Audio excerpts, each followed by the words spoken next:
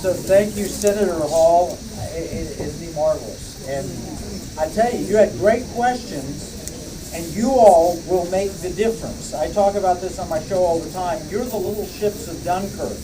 When the government can't get in with the big destroyers and rescue the men, it took the little ships. And you are the little ships. And you ask great questions. I'm going to challenge you because you will ask even better questions after you hear our next two speakers, because they're going to enlighten you on some really scary things that are going on. Now, I've known Russ Ramsland for a long time. In fact, Russ came to the Economic War Room 4 or 5 years ago and said, there's something really bad happening in our elections and we need to get the word out. So we did some super secret tapings for him that he took and sent to CISA and a bunch of other places that did nothing with them.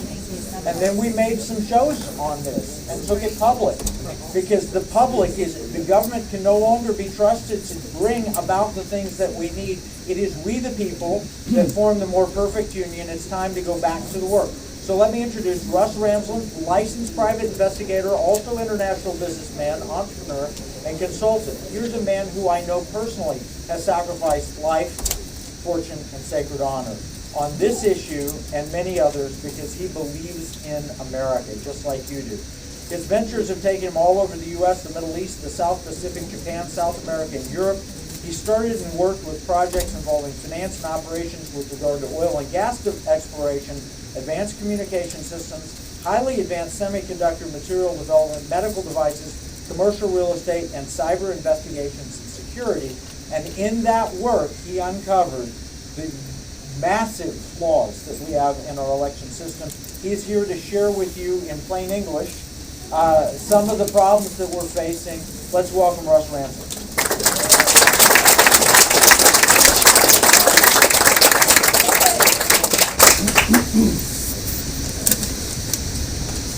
Well, thank you. I see many good old friends out there that I've known for a long time, have a lot of connections with. Before Dana left, I just realized that Dana and I have new connections. She has a relative with a broken hip. I have a wife who just had a hip replacement. That makes us both very hip people. Okay, what are we doing here today? Well, what I'm trying to do is set up all the rest of these guys who are true cyber professionals, button pusher guys at the most granular level you could ever want. And so today, it's kind of like, since we just had Christmas, think of it that I'm going to set up a big evergreen tree, kind of 50,000 foot level A to Z of all the problems with a few examples of them. And then these guys are going to go through and they're going to put all the tinsel and the ornaments and the lights and really make that tree real and shine. So that's kind of where we're going. Little ultimate perspective.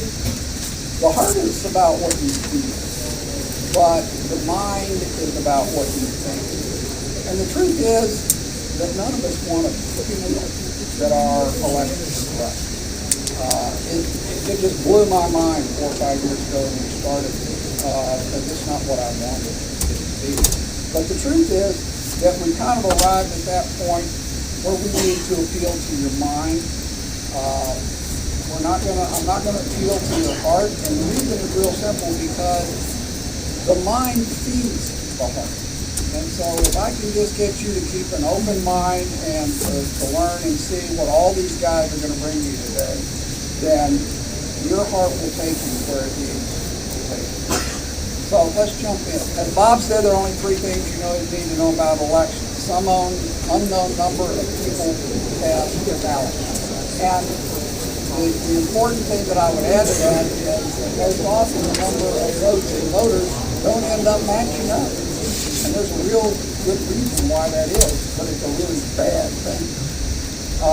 The voting period began and ended. What you don't understand is that maybe it's not always when you and I think it is. And that's really important. And then the winners are declared by a governing body. And as Bob says, in today's world, you don't know anything yet. The election problem. I want to just, real quick. The fundamental problem is that we have outsourced our elections to private companies that employ people that we don't speak their language. They speak cyber. You don't. They might as well have designed, run, and reported your elections in Mandarin. Because we just don't speak their language, and that's a problem. We've got to get rid of that.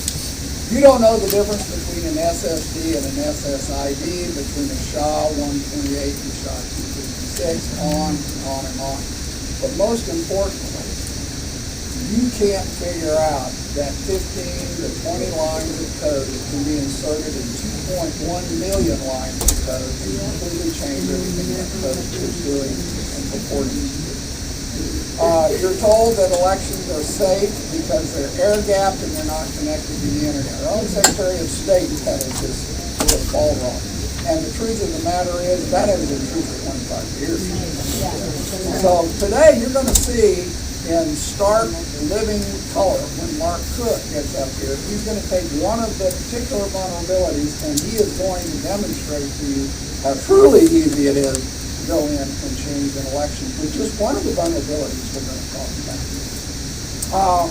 So you can't validate your elections anymore. That's a real problem.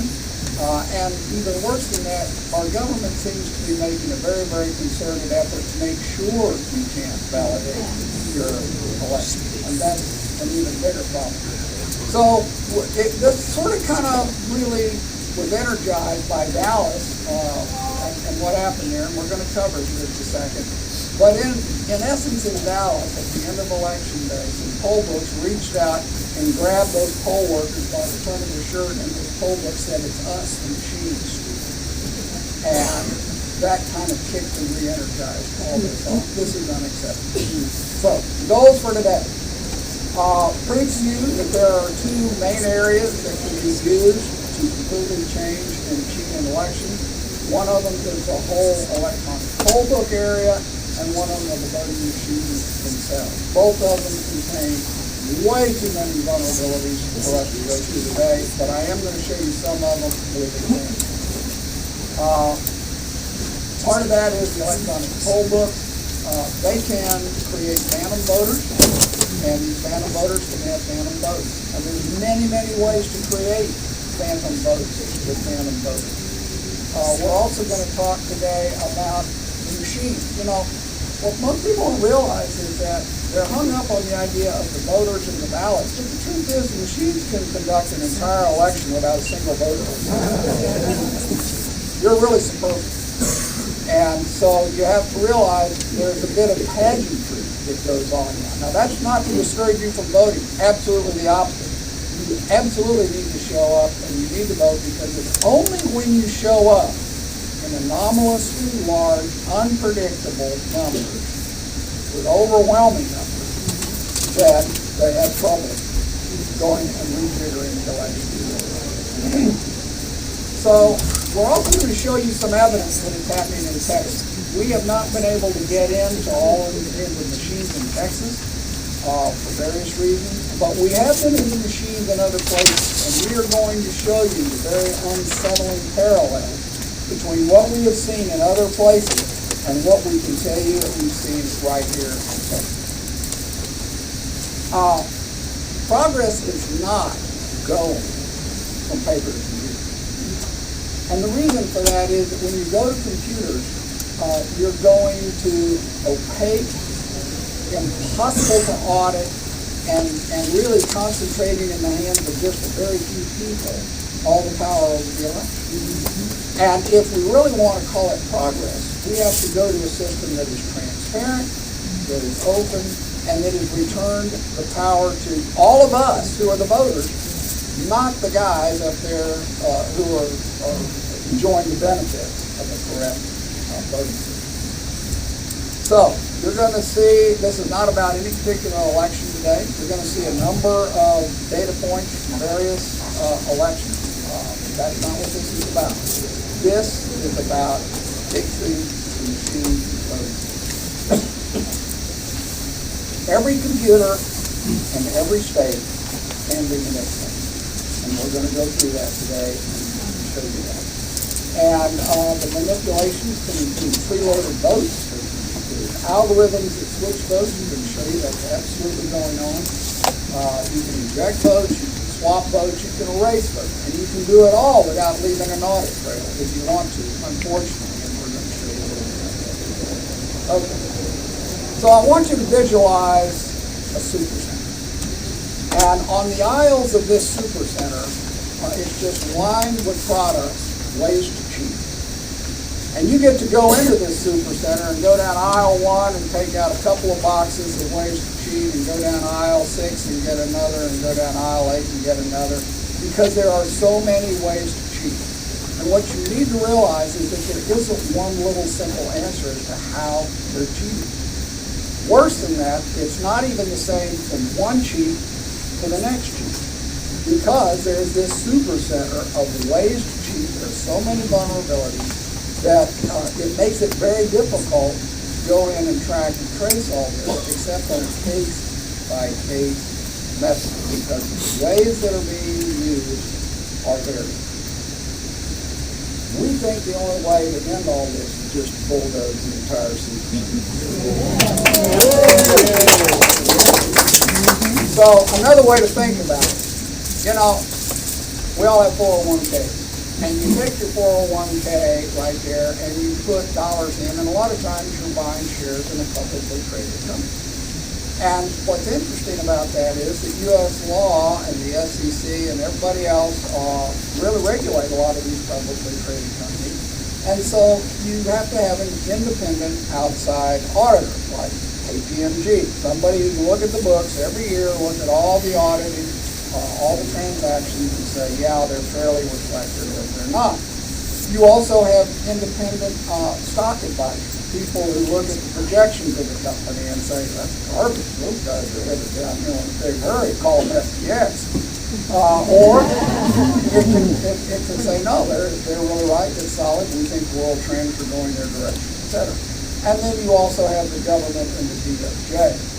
And they're looking at it. And the whole point is that the output of that, hopefully, for you, will be profitable. So let's compare and contrast this now with the voting system. You have an election system, and instead of putting in dollars, you put in ballots. And you put in ballots into a computerized election system, not a publicly traded company. So let's talk about this computerized ballot.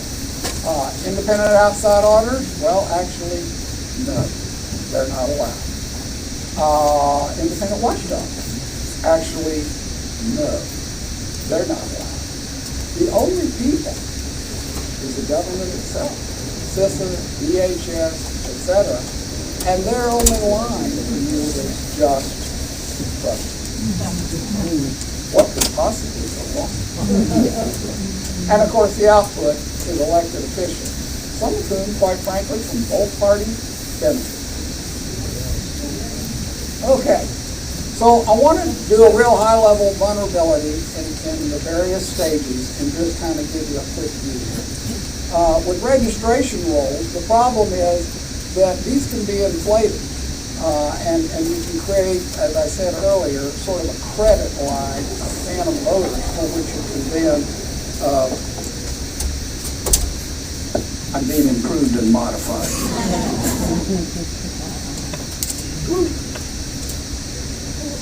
Wow. Okay.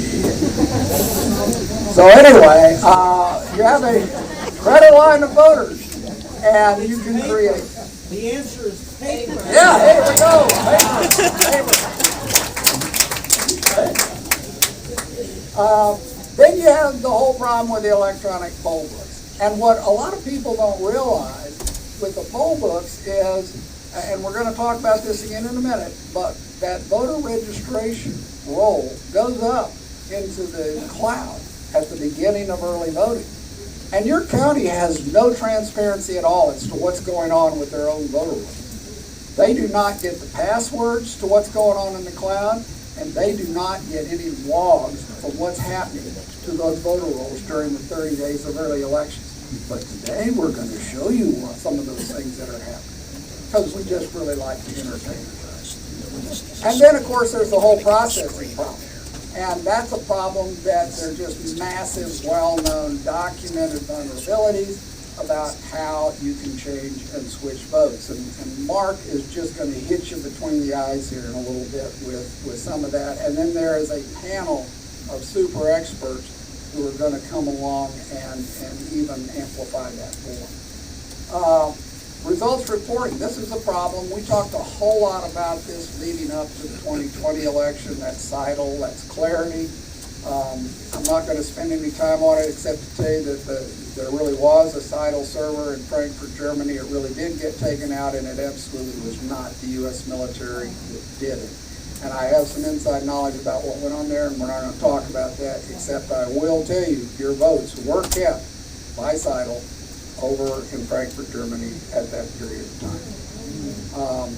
I will also tell you that CITL is very busy here in Texas. For instance, CITL sets up all of Dallas County's ballots. They set up all of their websites. They run all of that kind of stuff. And they do that all through the state of Texas. So they're here. They're among us. But we won't talk about that today because we talked about that so much several years ago.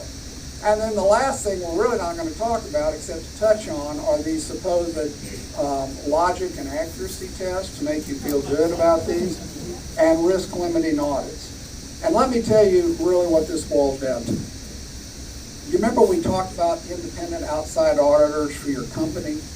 Well, these are supposed to be little sample tests, but it really kind of comes down to this. KPMG comes into General Motors, and they said, we'd like to see Bill's expense report for the month of November. And you give them Bill's expense report for the month of November. And they compare how they booked it, and they said, yep, got booked correctly. Okay, we're good to go. We don't need to look at the other 4 million employees and their expense reports or travel or anything else that you're deducting because Bill's works. That's really the same thing as these logic and accuracy tests and the risk limiting audit. They don't mean anything. I can so easily program my way around that and show you anything you want. I can show you the first 100 ballots go through perfectly, but if you run through another 100 at ballot 82, it'll start flipping votes. So you just don't get taken in by that. But we're really not going to talk about the results reporting, the auditing, because of time. We're really going to talk about mostly the check-in and the processing area. Okay, so how do you rig an election? Well, first you have to decide who you want to have win. That's pretty easy. And then you use historical data analysis from previous primaries and elections, and you get someone like NGP Van, who works very heavily with the Democrat Party. They have 2 centers out on the East Coast, huge budget, and that's all they do is data analytics in order to forecast how many voters are going to show up by mail, early voting, and on election day. And then they know how many votes they need to rig in order to win. Pretty simple, right? Then you can create a credit line of phantom voters, if you want, who could supply those votes. You can preload votes into the machine if you would like instead. We will show you that happening. You can take algorithms and you can load algorithms into machines that will actually release or create or move votes as you want them to be. And then you can monitor how you're doing using the cloud poll books, because remember, they know whether you voted Democrat primaries or Republican primaries. They know generally what your party affiliation is unless you're an independent. And so they can track every single hour of every single day of early voting and pretty much figure out how it's all working out. And if they say it's not working out the way they projected, last thing they can do is just go in and brute inject votes. And you see that happening when you see things like Detroit shut down for 4 hours. And then when it opens back up again, there's about 177,000 votes for one guy and 4 for the other. What's the problem? So that's kind of how you do it. And then the most important thing besides course correction is you've got to create an atmosphere where if you doubt, you're the problem. And that is the problem. So we just got to push against that. Let's start out here in Dallas County, in the 2022 general election. What happened is, this is what I was talking about earlier, at some of the voting locations that had judges who were really sharp and had trained their people. One of our most potent weapons is Beth Diesel, by the way. They noticed late in the afternoon that suddenly the poll books were showing more and more people checking in, and yet there was nobody there. And they're like, whoa. Now, fortunately, they got some videos. And this happened in a number of locations, mostly because it appears to me somebody forgot about daylight savings time versus the East Coast and the West Coast and the various time zones. But anyway, the bottom line is that those added votes were the phantom line of fake voters. So let me just show you here in real time one of them. And I want you to look at the very top of this screen. You are looking at a poll book. And at the very top of the screen, you'll see there's 1,141 people checked in. And then just to the right of that, about 3 icons, you'll see what looks like a little green cloud. That is because it's a little green cloud. It's telling you that poll book is in contact with the cloud at that moment. And then you look over there and you'll see that it's November 8th, that's election day. And then you'll see that it's 7:14 p.m. So the polls have been closed now for 14 minutes. All right, now I'm going to move this over and you're going to watch that 1,141 votes. I'm going to put on my glasses.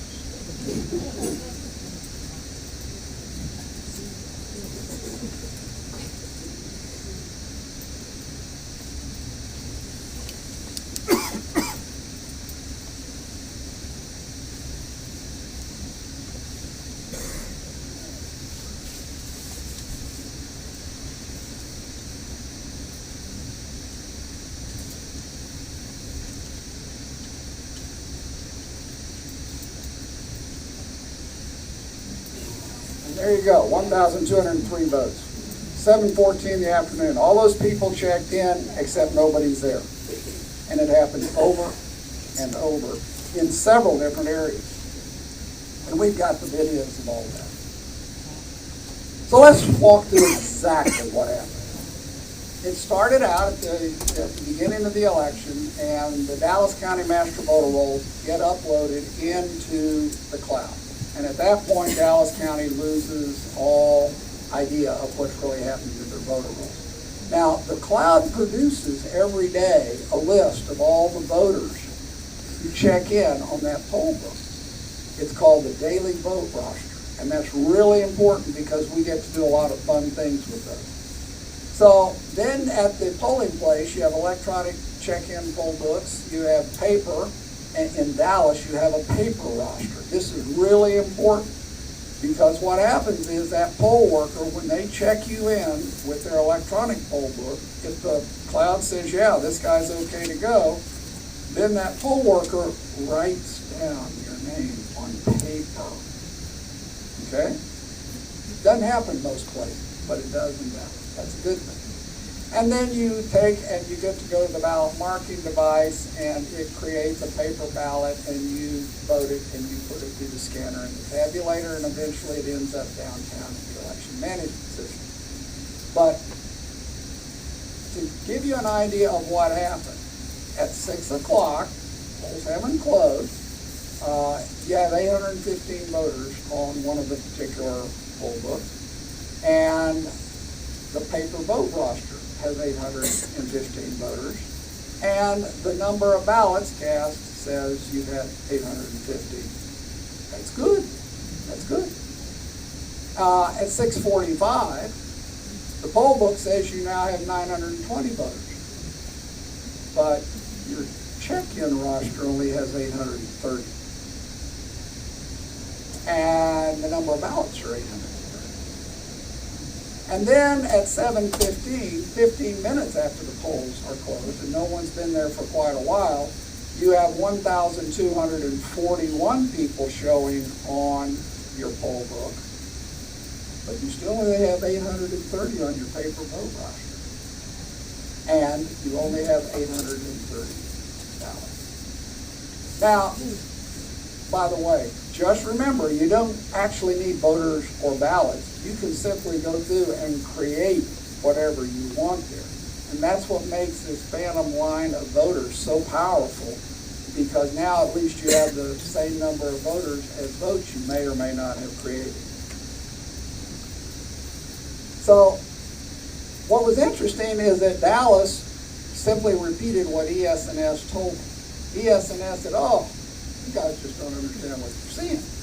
What was really going on was the poll books were just really slow. The cloud was operating really slow. And so at the end of the day, they were just catching up. Well, that might work, except they synced. And from there they climbed. So this explanation is totally, completely bogus. There was no catching up. They were caught up. And in some counties, they didn't do it after they started the poll book on election day with more than what was expected. Right. Now, this has been going on quite a while. This happens to be data from 2020, not 2022. Now, in 2020, we watched every day the download of those daily vote rosters of who voted. And we would compare them day to day to day. And what we found was very interesting. For instance, right here, this is an actual record of Edward Jimenez Gonzalez, state ID, voting number. He had his vote reported on October 6th, as you can see. And then the ballot was a ballot by mail. Supposedly, it was mailed on the 29th. It was received back on the 26th. The next day, his record disappears. And it reappears again, but now it says he actually voted on the 7th. Now, one of the things you need to understand is that these daily vote rosters aren't connected to the database of votes, so that if he goes through and votes on August 6th, his vote is there. He goes through and is listed again as voting on the 7th, you can now create another vote. So he could actually be a double voter. Then, interestingly enough, on October 20th, Mr. Jimenez disappears again. I mean, this poor guy, he can't stay focused, apparently. And he reappears on October 20th as voting again. But this time, it says, oh, by the way, we mailed the ballot to him on September 23rd, not August 29th. And it was returned to us on October 2nd, not September 26th. This is going on. These are their records. These are not our records. So when we tracked it, we found that there were 56,974 such instances during early voting in Dallas County. 56,000 people disappear and reappear.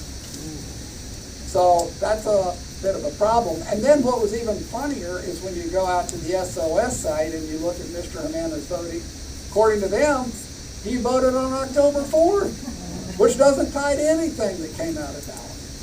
So we have a bit of a problem here. We had a problem in Hays County. At 2:09 in the afternoon, the voter log was updated 139 times by an anonymous user that you could not track, and it added about 5,983 voters. What could possibly be wrong? This happens to be the 2022 election that happened out in one of the counties in Georgia. Same thing. Notice at 7 p.m., all the poll books started to climb. That's the lower, the orange, the gray, and the blue. And above, you'll see the yellow. That's the composite of all of them put together. And all of those were phantom voters. So this is happening all over the country. It's not just here in Texas. Okay? In Harris County, this young lady was talking about Harris County.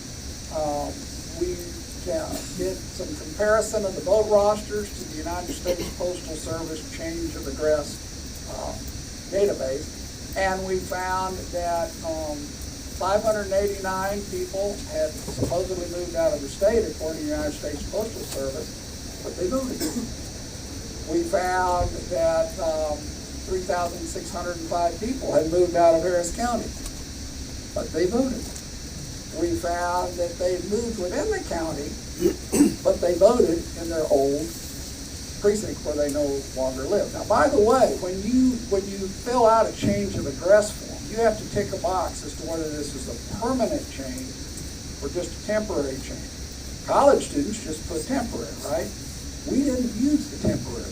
We only used those boxes that they ticked that said this is a permanent change. Same thing with forwarding addresses that had expired, no forwarding address, moved out of the county, non-mailable addresses, all in all 66,371 people in Harris County who voted according to the daily vote rosters, but according to the United States Postal Service, should not have.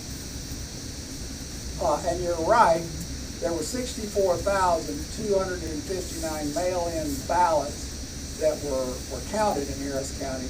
But Harris County says they only actually mailed out 54,952. So where did the 9,307 extra mail in? Well, oops, we have a problem. We also had 1,790 people who possibly double or triple voted. Got a complete list of those guys. We have 5,717 who weren't legally registered to vote by election day. I'm just giving you screenshots of just the small databases that we all pulled and created. And that doesn't even address the dead voters, by the way. There were over 100 dead voters. Harris County must be a very, very healthy environment.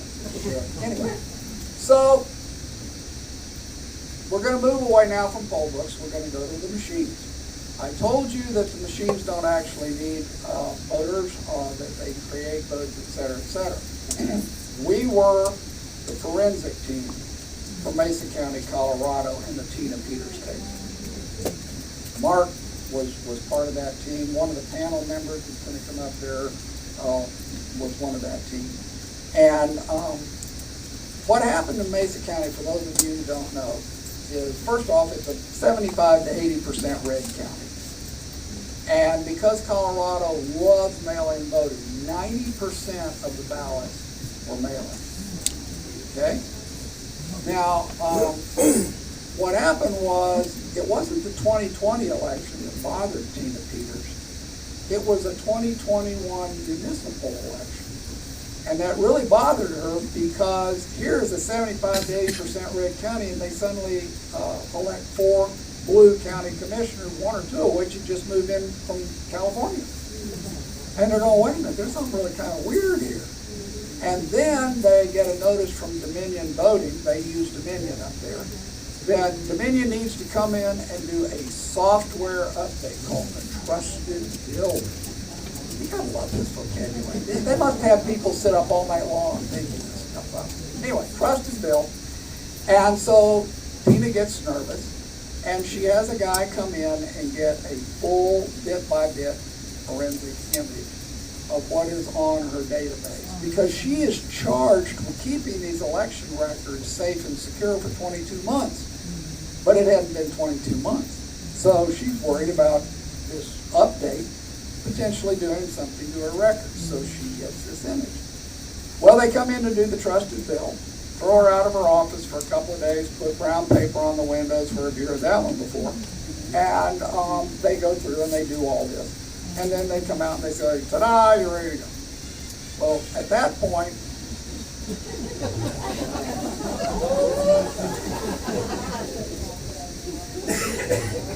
that's okay. Way to go, Lone Ranger.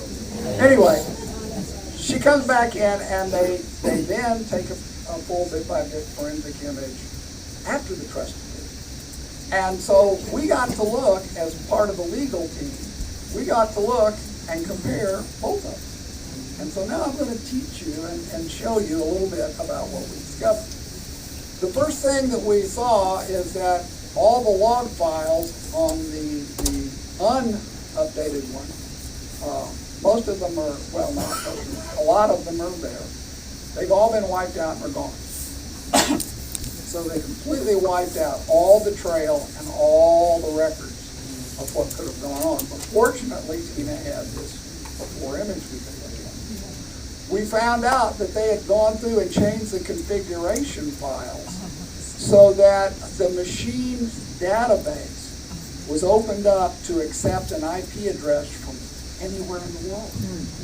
Now that's purposeful. You have to do that. That's not the default setting. We found that they only allowed about 20 megabytes for log files at all. That's about 3 JPEGs of your grandkids or kids or whatever. And so the log files were constantly overwriting themselves anyway. So you weren't getting a complete set of logs anyway. We found illegal software on the machine. Microsoft SQL Server Management Studio has never been certified to be on there. It allows someone to come in, go right into the database, change it without any trail whatsoever. And we saw a lot of these same vulnerabilities in Antrim, Michigan. When we did that, we have seen stuff from Coffee County that looks the same. We've seen the reports from Maricopa did the same. And interestingly enough, underneath all these voting systems is the Global Election Management System, GEMS, software. And that's kind of like if you have a GMC truck and you have a Chevy truck, it's the same engine and it's the same frame. The options may be different, the upholstery may be different, the color choices, but that's kind of the same way with these election systems. They all have GEMS underneath them. Now, the Texas Secretary of State says they don't. We're going to prove to you today he's wrong. So, Mesa also shows that these vulnerabilities that we just outlined were actually exploited. The first thing you're going to see is preloaded ballots. Because we have these logs, we were able to look at Tabulator 10, which was a mail-in ballot tabulator. Now, you all know you take a stack of ballots and you put them on there and it takes them all through there and counts and tabulates them, right? Well, according to the logs, they tabulated 914 ballots in 31 seconds. That's the blue. The machine is only capable of doing the yellow. Preloaded ballot. Then, what was interesting is we said, wow, well, how did those preloaded ballots really get there? How do we actually then show that someone or somehow they were preloaded? Well, that got to be a little more interesting because what we found is that, of course, you vote, it goes into the scanner and into a file. And then that electronic data goes to the tabulation database where a batch ID is attached. Now, a batch is about 100 ballots inside the computer. And so it takes about 100 ballots, it puts them in an electronic file, and gives it a batch number, batch 1, batch 2, batch 3. That'll be important, remember that. Then it goes into the adjudication database, and that's where all the history of where this ballot came from is. So that if it was voted in this precinct, or it was a mail-in, or whatever, it all comes from there, right? Well, what we found in Mesa on day 3, oh, and by the way, but the actual votes then go through into the main database, and they sit there. Just the votes for each race. Okay, well, on day 3, we suddenly find that the tabulation and adjudication databases are destroyed, and new ones are created. And no one running that election in Mesa County knew that. The reason that was so interesting is that when they were recreated, all of the history, which would include all of those preloaded ballots, it's gone. Completely gone. And I want you to remember that because we're going to come to Dallas in just a minute, and we're going to talk about why there's an interesting phenomena in Dallas. What we have here is what appears to be preloaded ballots and no record in the computer of where they came from. Okay? Remember that point. This is Dallas. Now, in Dallas, we were able to get what are called the cast vote records, and those are records of every single ballot that gets cast. You can't identify who cast it, but you get all the records of it. And what you'll see is that they came in various Excel files. They came in the first one, Excel file 1, Excel file 2, 3, 4, etc. And then look at that minimum CVR. That is the number of the first cast vote record in that file. And then the maximum is the last one in that file. And you'll see that most of them are about 99,999. But notice that first one begins at 100,000. Why? Well, we don't know for sure, but here's what we do know for sure. If you added all of those up that are in the computer, it's 818,000. And yet when you look at the canvassing report, Dallas canvassed 926,000. So they canvassed almost 100,000 more ballots than the computer says it has. Are we seeing the same thing we saw in Mesa? Are we seeing the first 100,000 cast vote records being erased because they're preloaded? We don't know, but we can tell you this doesn't work. Okay?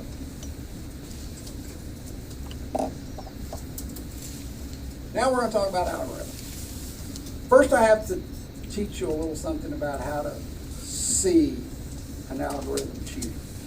And we're going to move away from the voting system real quick, and we're going to talk about Suburbans. Chevy Suburban.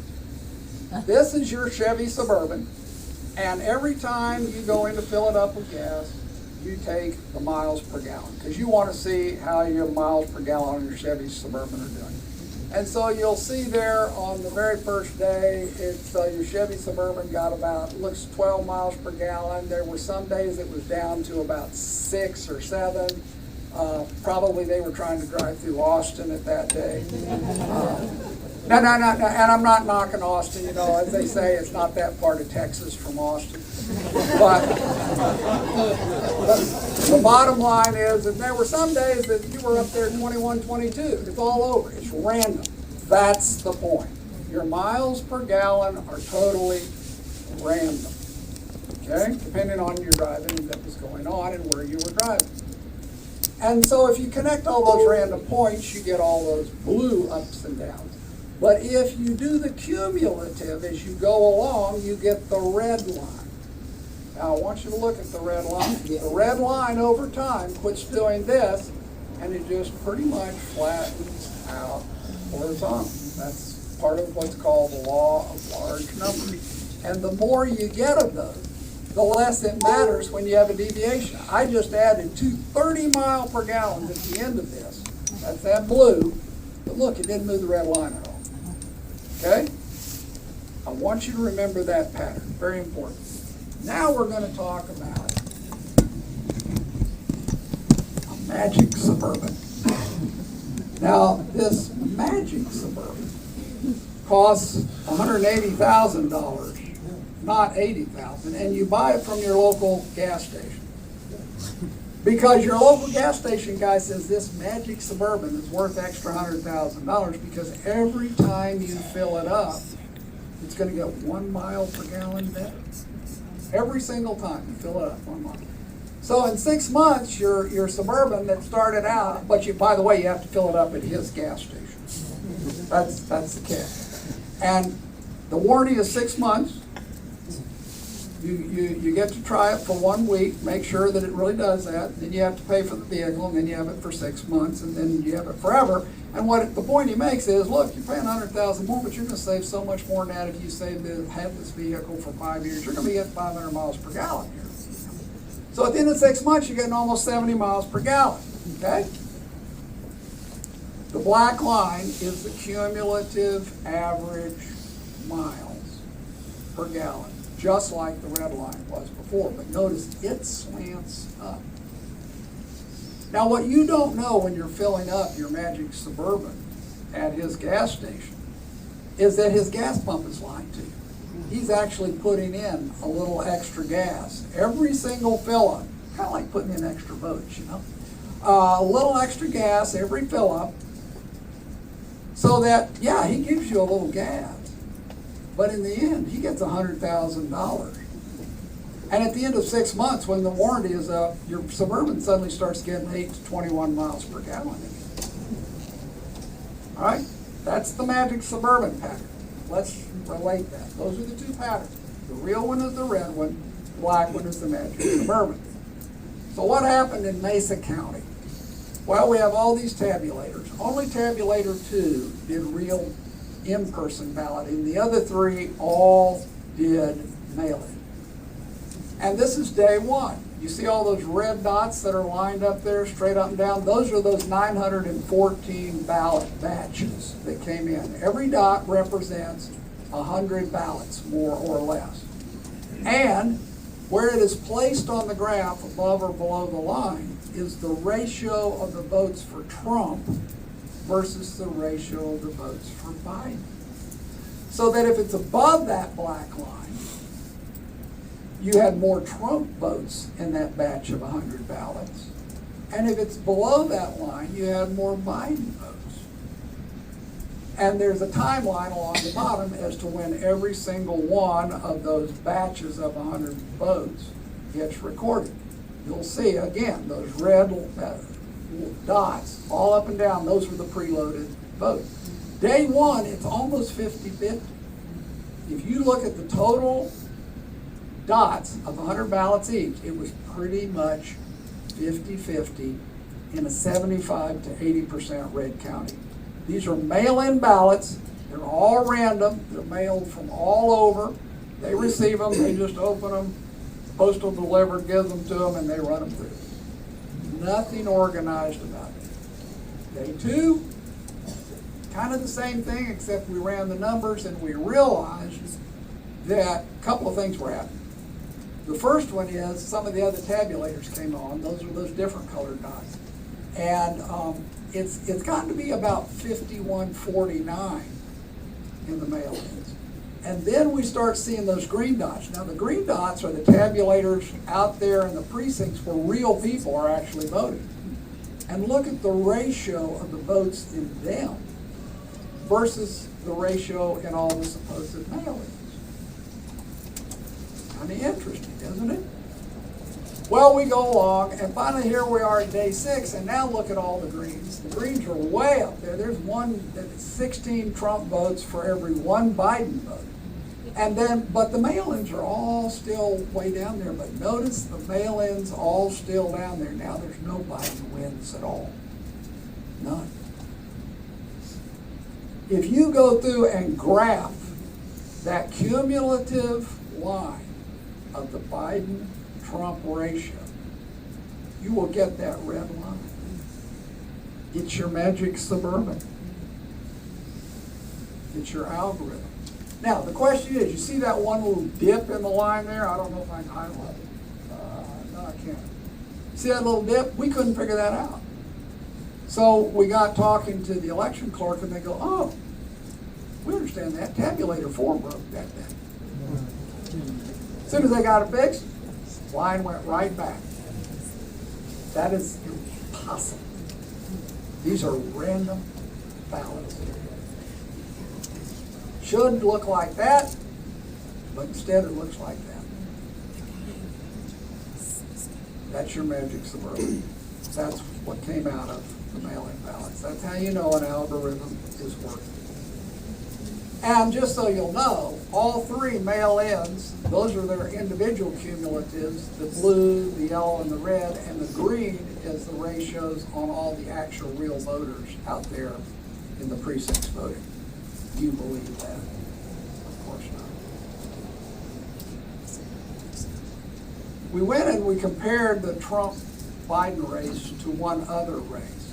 Now, we had to change the scales because in the Senate race, the Soper, Slavin, Edmond Senate race, they only had 39,800 voters. And in the presidential race, they had 88,530 voters. But you'll notice the patterns are exactly the same. It doesn't happen that way in the real world. It just doesn't happen that way. So, clearly algorithmic.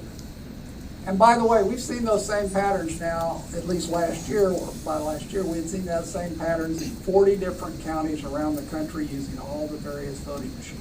This is going on everywhere.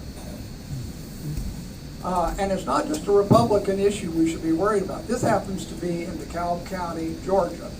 This last May, there was a county commissioner race, and these are all Democrats, and they were running, and Michelle Long Spears was the conservative in the race, and Marshall Worson was the far left. And Dominion reported that Worson won. He had 5,226 votes. Well, Michelle had a problem with that. So she started looking through precinct by precinct how the voting went. She got to her precinct and saw she got 0 votes. She said, wait a minute, I voted for him. I'm pretty sure the guy I'm married to voted for him. So then she went to her campaign chairman. She says, look at your precinct. Campaign chairman says, holy cow, you got no votes in my precinct. I voted for you. I'm your campaign chairman. So they went to the judge and they got a full, complete hand recount. And that's what you'll see, the hand recount on June 1. Suddenly, Michelle Long Spears won the race. And Marshall Worson came in third. They found 2,810 more paper ballots. And this is only a 15,000 ballot race. What they do, even in Democrat primaries, is in a lot of cases they will make sure that the far left candidate is going to win. If you're a Democrat, you should be just as worried about this topic as any Republican. This is all of us Americans' problem. This has nothing to do with what political party you're in. Okay. So, why do we think it's going on in Texas? Well, let's just do a quick comparison between what we saw in Antrim, what we saw in Mesa County, and now Texas. Software updates that will erase the election records? Absolutely. We did information requests to all the counties in Texas, and county after county told us that HART and ES&S had come in with a software update, and it had erased or made all of their records unreadable. Now, they send those to us. We've got all of those emails. I'll show you a couple of them. They're actually confessing to a felony. They just don't realize it. Very interesting question. Computer report totals that don't match or make sense. We've already been through a lot of that. You've seen that here. Observed manipulation of vote rosters. That's what a lot of the Dallas conversation was we had earlier. Source records of initial votes are lost. Impossible voting patterns. We've seen those in various counties here, just like we saw the impossible voting pattern in Mesa County. Vulnerabilities. Now, we've been in the machines to an extent in Antrim and Mesa, but we have never been in a Texas machine. That is a box we can't tick in. We can't tell you that a Texas machine is set up like the Mesa County machine, but from all the other indications, they are, because you can see this list. And we should be able to go in and see those machines as citizens and verify what's really going on. The SOS audits are not looking at the machines. They are not. Right. Probably so. GEMS is in the voting systems here. They said no, it's not, but it is. And preloaded or altered votes, we just talked about the evidence that we saw in Dallas. Let's worry about that. How do we know the GEMS is here? Well, here is the metadata we looked at in the Coleman County Constitutional Amendment, and you'll see in the metadata it says GEMS. Okay. Here's Collin County, its report, GEMS. Now, by the way, they'll have this fixed and changed by the next election. They'll go back into the metadata and get rid of it. But we've got all the screenshots. Same thing in Guadalupe County. This is the Democrat primary. We got GEMS. Software updates that destroyed or made the election data inaccessible. Here's a confession from Columbus, Texas. There's one from Bellevue, Texas. There's one from Franklin, Texas. There's one from New Boston, Texas. We got hundreds of these. Everybody's had their software updated and their records are destroyed.